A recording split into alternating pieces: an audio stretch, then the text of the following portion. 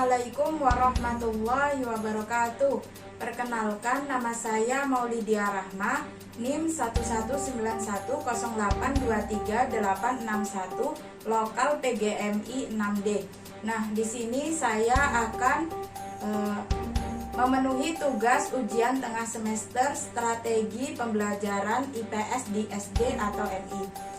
Soal yang pertama yaitu jelaskan langkah-langkah merumuskan tujuan pembelajaran IPS di MI atau SD yang baik dan benar.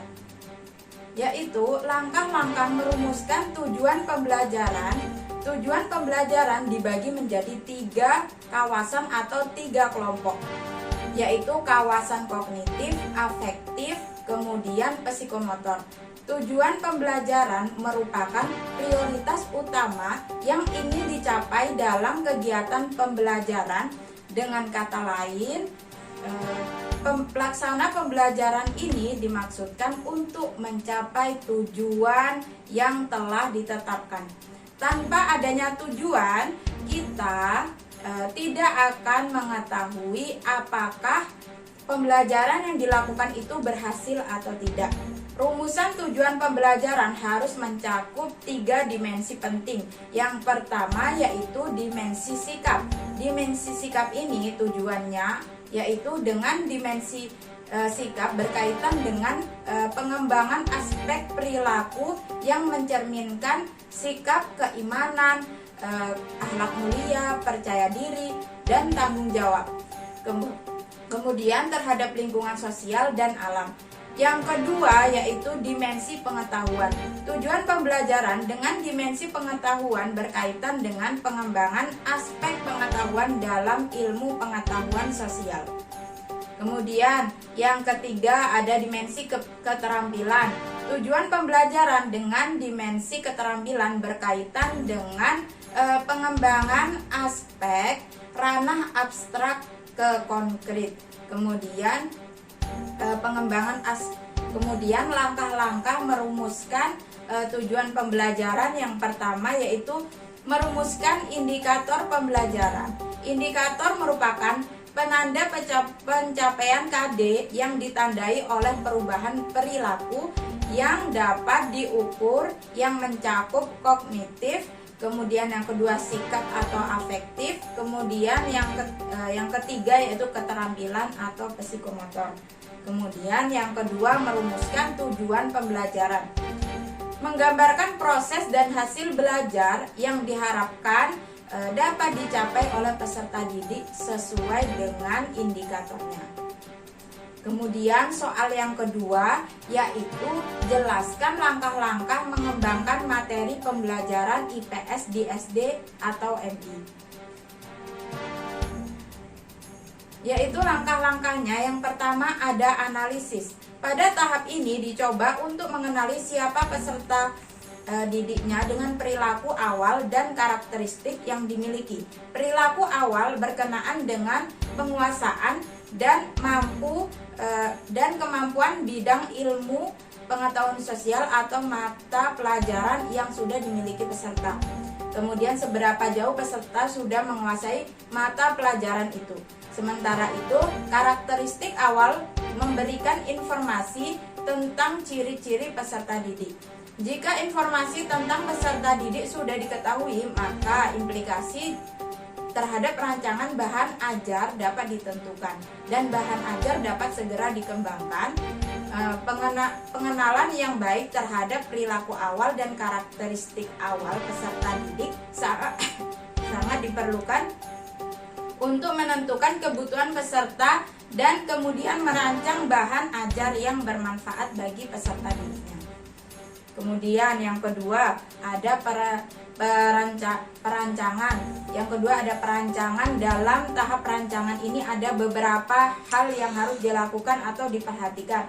Yaitu yang pertama perumusan tujuan pembelajaran berdasarkan analisis yang telah dilakukan akan diperoleh peta atau diagram tentang kompetensi yang akan dicapai peserta didik, baik kompetensi umum maupun kompetensi khusus.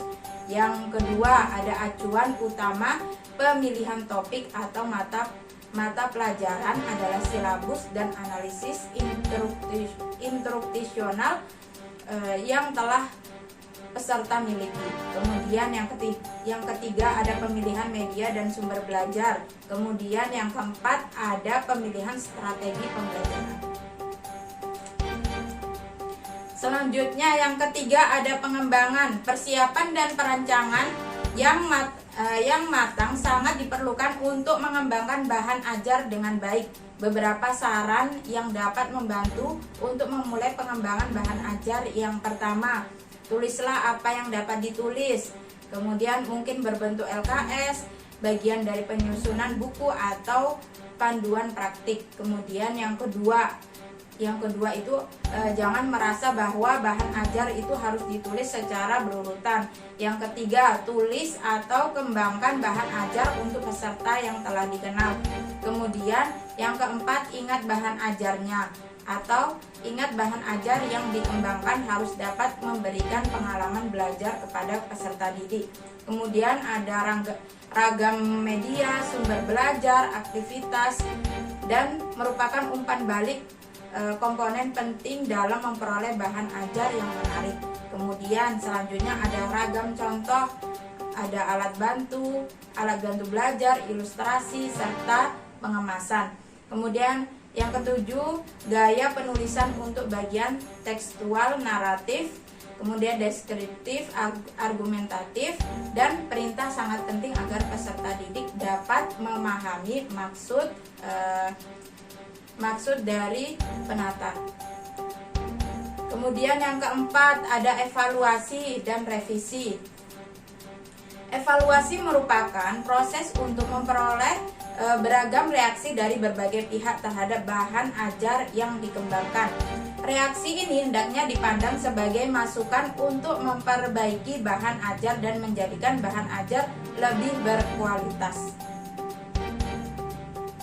Kemudian soal yang ketiga yaitu jelaskan cara memilih dan mengembangkan media pembelajaran IPS di SD atau MI yang mampu meningkatkan minat belajar siswa. Pembelajaran yang efektif tentunya memerlukan perencanaan yang baik. Begitu juga dengan pemilihan media yang akan digunakan dalam pembelajaran akan membutuhkan perencanaan yang baik pula.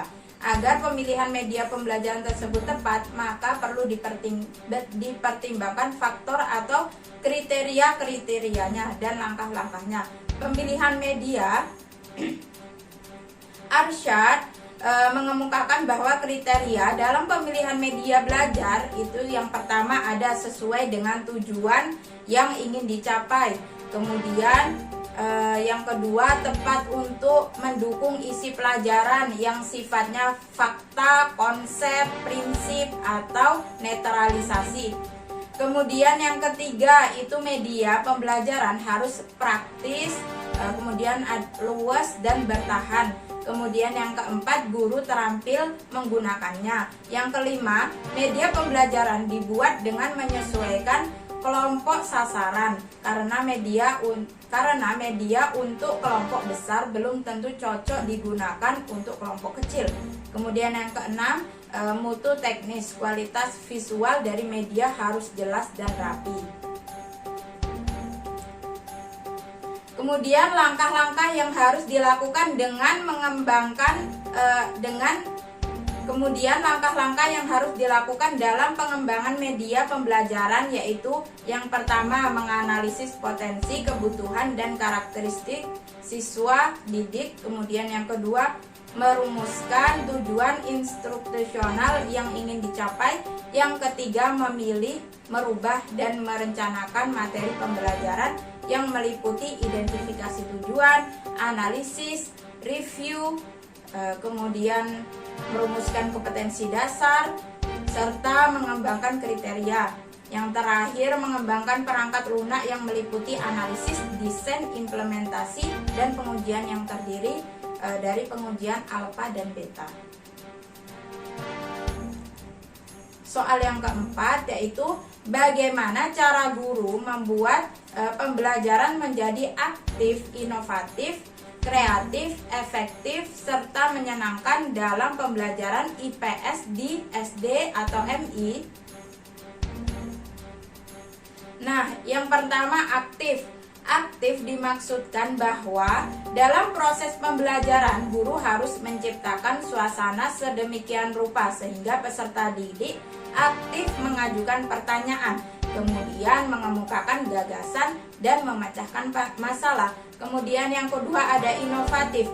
Guru harus menciptakan kondisi belajar dan kegiatan pembelajaran yang baru sesuai dengan tuntunan dan perkembangan pendidikan. Kemudian yang ketiga ada kreatif, yaitu guru menciptakan kegiatan belajar yang beragam sehingga memenuhi berbagai tingkat kemampuan siswa. Yang keempat ada efektif, yaitu menghasilkan apa yang harus dikuasai siswa setelah proses pembelajaran, yakni mencapai tujuan atau kompetensi yang ditetapkan. Yang kelima ada menyenangkan, yaitu guru harus mampu menciptakan suasana belajar mengajar yang menyenangkan sehingga siswa memusatkan perhatiannya yang tinggi.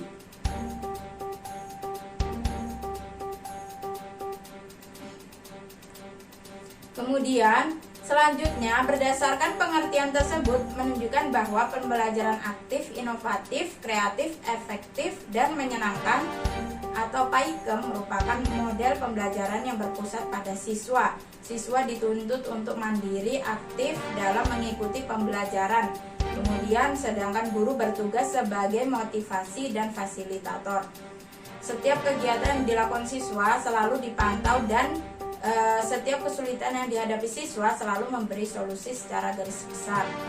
Kemudian Suparlan menggambarkan PAIKEM itu sebagai berikut. Yang pertama, siswa terlibat dalam berbagai kegiatan. Kemudian yang kedua, guru menggunakan berbagai alat bantu dan cara membangkitkan semangat, termasuk menggunakan lingkungan sebagai sumber belajar.